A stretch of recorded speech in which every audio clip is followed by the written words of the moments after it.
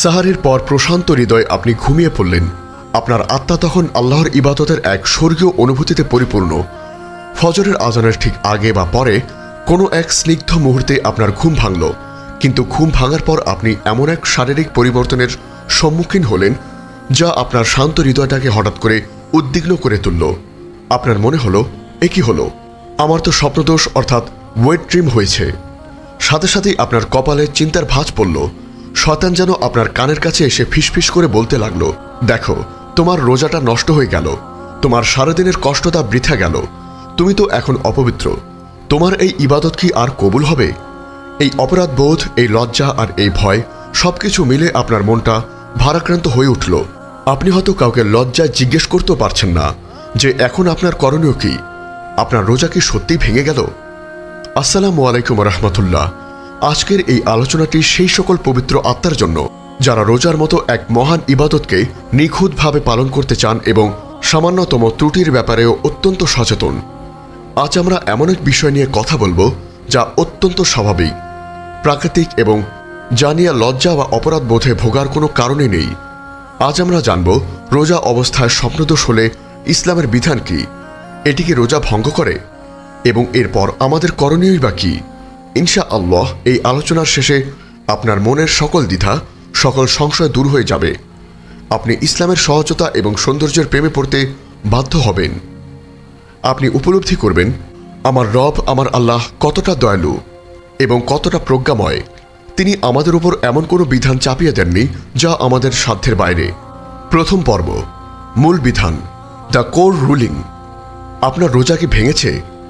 শুরুতেই আপনার চিন্তাকুল হৃদয়কে প্রশান্ত করার জন্য দ্ব্যর্থহীন এবং সুস্পষ্টভাবে জেনে নিন, রোজা অবস্থায় স্বপ্নদোষ হলে আপনার রোজা ভাঙবে না। আপনার রোজা সম্পূর্ণ শুদ্ধ এবং বৈধ এবং সুরক্ষিত আছে। আপনি সারাদিন রোজা পালন করে যাবেন এবং দিন শেষে এর পূর্ণ সওয়াবও ইনশাআল্লাহ লাভ করবেন। হ্যাঁ, আপনি ঠিকই শুনেছেন। ঘুমন্ত অবস্থায় অনিচ্ছাকৃতভাবে বীর্যপাত বা স্বপ্নদোষ হলে তার রোজা ভঙ্গের কোনো কারণ নয়। এটি ইসলামের সকল নির্ভরযোগ্য আলেম, ইমাম এবং ফকিহগণের সর্বসম্মত মত, অর্থাৎ ইজমা। এর উপর কোনো দ্বিমত নেই। সুতরাং শয়তানের প্রথম এবং সবচেয়ে বড় ওয়াসওয়াসাটিকে আপনার মন থেকে ঝেড়ে ফেলে দিন। আপনার সারাদিনের উপবাস, আপনার ক্ষুধা, তৃষ্ণা, কষ্ট কোনো কিছুই বৃথা যায়নি। আপনার রোজা আল্লাহর দরবারে কবুল হওয়ার জন্য প্রস্তুত ইনশাআল্লাহ। দ্বিতীয় পর্ব, কেন রোজা ভাঙে না? ইসলামের দয়া ও যুক্তির সৌন্দর্য। এখন প্রশ্ন আসতে পারে, কেন রোজা ভাঙে না? এর পেছনের কারণ বা হিকমতটাই কি? এর কারণ বুঝতে হলে ইসলামের প্রতি আপনার ভালোবাসা আরও বেড়ে যাবে। 1. ইচ্ছার অনুপস্থিতি, অ্যাবসেন্স অফ ইন্টেনশন। ইসলামে যে কোনো আমল বা কাজের ভিত্তি হলো তার নিয়ত বা উদ্দেশ্য। রাসূল সাল্লাল্লাহু আলাইহি ওয়াসাল্লামের সেই বিখ্যাত হাদিসটি আমরা সকলেই জানি, নিশ্চয়ই সকল আমল নিয়তের উপর নির্ভরশীল। সহিহ আল বুখারী, হাদিস 1। রোজা ভঙ্গকারী কাজগুলোর দিকে খেয়াল করলে দেখবেন তার প্রতিটি ইচ্ছাকৃতভাবে করার সাথে শর্তযুক্ত, যেমন ইচ্ছাকৃতভাবে পানাহার, ইচ্ছাকৃতভাবে বমি করা ইত্যাদি।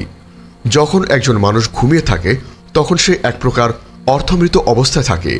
তার নিজের শরীরের উপর, তার চিন্তার উপর, তার স্বপ্নের উপর কোনো নিয়ন্ত্রণ থাকে না।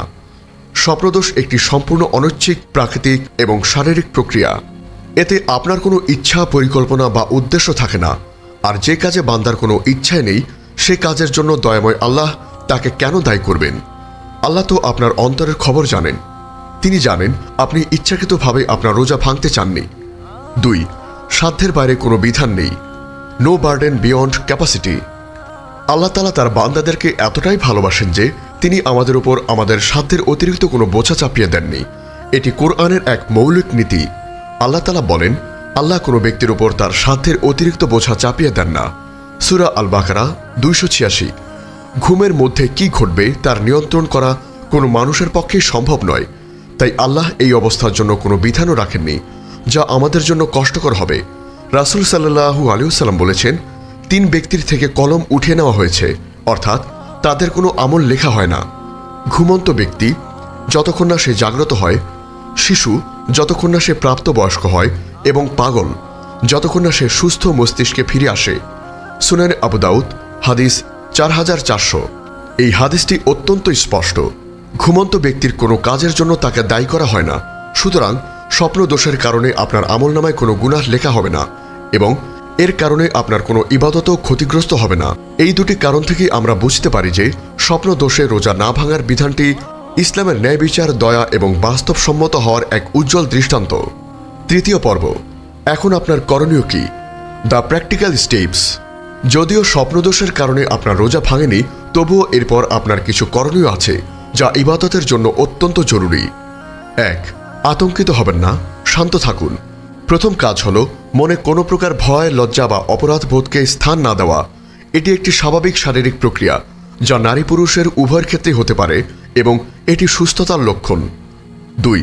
গোসল ফরজ হওয়াকে বুঝুন। স্বপ্নদোষ বা যে কোনো কারণে বীর্যপাত হলে শরীর নাপাক বা অপবিত্র হয়ে যায়। এই অবস্থাকে জানাবাত বলা হয়। এই অবস্থা থেকে পবিত্র হওয়ার জন্য গোসল ফরজ। গুরুত্বপূর্ণ বিষয়, এখানে একটি সূক্ষ্ম কিন্তু জরুরি বিষয় বুঝতে হবে। গোসল ফরজ হয়েছে পরবর্তী সালাত আদায়ের জন্য, রোজা রাখার জন্য নয়। অর্থাৎ অপবিত্র অবস্থায় রোজা রাখা যায়, কিন্তু অপবিত্র অবস্থায় সালাত আদায় করা যায় না। 3. পরবর্তী নামাজের আগে অবশ্যই গোসল করুন।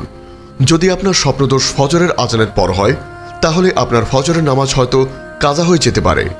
যদি সময় না থাকে কিন্তু আপনার রোজা শুদ্ধ আছে, আপনার করণীয় হলো জোহরের নামাজের পূর্বেই ভালোভাবে গোসল করে পবিত্র হয়ে নেওয়া। আর যদি সেহরির পর এবং ফজরের আজানের আগেই এই ঘটনা ঘটে, তবে আপনার ওপর ফরজ হলো ফজরের নামাজের সময় শেষ হওয়ার পূর্বেই গোসল করে নেওয়া এবং জামাতের সাথে নামাজ আদায় করার চেষ্টা করা। একটি উদাহরণ, মনে করুন এক ব্যক্তি সাহারির পর তার স্ত্রীর সাথে মিলিত হয়েছেন এবং এরপর ঘুমিয়ে পড়েছেন। ঘুম থেকে উঠে দেখলেন ফজরের আজানের সময় হয়ে গেছে। এই অবস্থায়ও তার রোজা শুদ্ধ। তার করণীয় হল দ্রুত গোসল করে ফজরের নামাজ আদায় করা। সহিহ আল বুখারী ও মুসলিম। এই উদাহরণটি প্রমাণ করে যে জানাবাত বা অপবিত্র অবস্থায়ও রোজা শুরু করা যায়। সুতরাং স্বপ্নদোষের কারণে অপবিত্র হলে রোজা ভাঙার প্রশ্নই আসে না। 4. আপনার রোজা পূর্ণ করুন। গোসল করে পবিত্র হওয়ার পর আপনি একজন সাধারণ রোজাদারের মতোই আপনার দিন অতিবাহিত করবেন। কোনো প্রকার দ্বিধা বা সংশয় ছাড়াই আপনার রোজা পূর্ণ করুন। ইফতারের সময় আল্লাহর শুকরিয়া আদায় করুন, যিনি আপনার জন্য দিনকে এতটা সহজ করে দিয়েছেন। 4th পর্ব, শয়তানের ওয়াসওয়াসার জবাব। শয়তান সহজে আপনাকে ছাড়বে না। সে আপনার মনে আরও কিছু প্রশ্ন ঢুকিয়ে দেওয়ার চেষ্টা করবে, যেমন আমার রোজার সওয়াব কি কমে গেল? উত্তর, না, আপনার রোজার সওয়াব এক বিন্দুও কমেনি। কারণ সওয়াব কমার কারণ হলো গুনাহ, আর স্বপ্নদোষ কোনো গুনাহের কাজই নয়।